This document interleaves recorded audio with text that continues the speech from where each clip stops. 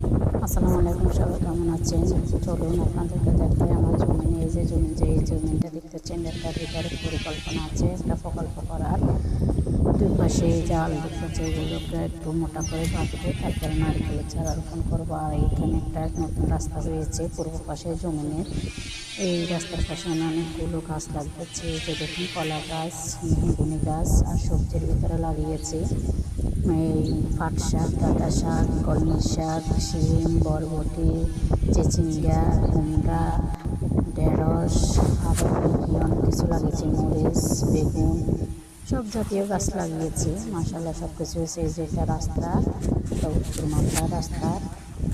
আমার এখানে মাশাআল্লাহ অনেকগুলো গাছ হয়েছে। রোদের কারণে গাছগুলো বাড়তে পারে না, আর যেগুলো বাড়ছে গরুর জন্য রাখা যাচ্ছে না, গরু খেয়ে ফেলে রাস্তার উপরে।